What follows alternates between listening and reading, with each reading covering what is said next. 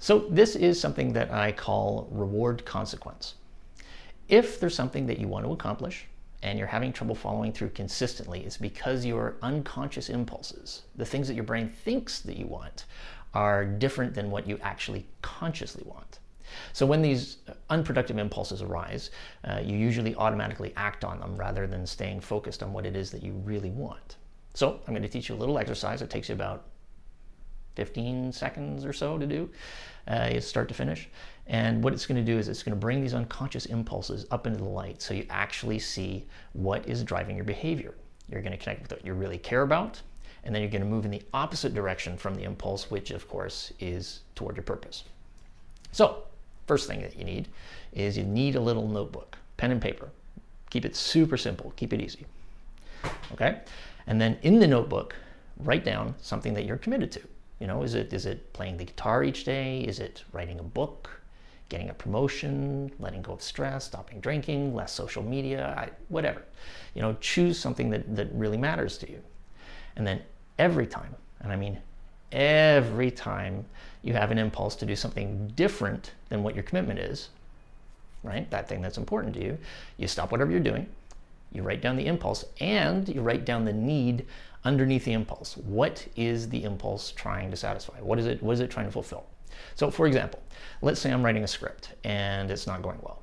And you know, my brain's going to start giving me all the reasons that I should stop. It's going to say, oh, it's taking too long. I'll start again tomorrow. Right? So these are the impulses for me to go do something else than whatever my commitment is. But what's underneath that? So, you know, maybe because I can't do my script in time and I think I should, it's making me feel inadequate. And I want to stop feeling bad about myself. So, you know, I go, okay, I better stop working. You know, and that all happens in my mind in like in a flash of a second. But then when I slow it down and I can see it, I think, dude, really? Is that what I'm thinking? And somehow quitting is you know, going to be a solution to make me stop feeling inadequate? You know, doesn't make a lot of sense, but you know, that's the way the autopilot works. So again, you write that down, taking too long, stop feeling inadequate that fast. Now we've interrupted that impulse to go off track. And more than that, this step consciously identifies a specific type of thought that guides and controls our behavior without us ever noticing, right? It's just something that runs in the background, but now it's up and we see it. So now that we've stopped that unproductive impulse from happening, we're going to create a new neural pathway in the opposite direction. So I want you to visualize that you're a baseball player and the outfield is your goal. That is your purpose. And like Babe Ruth, you're going to be pointing at the outfield. You know, so you've interrupted, you point at the outfield. Do it with me. This is important. So get into this. So you point at your purpose, you connect with the reason why this commitment is important to you, and because you know you're about to move closer to it. So I want you to feel it. And then the ball comes in, you home run, you knock it in, the crowd goes mad. Screaming your name, you run around the bases, connecting to your purpose, right? So you're connecting your purpose, you're feeling the pleasure of it.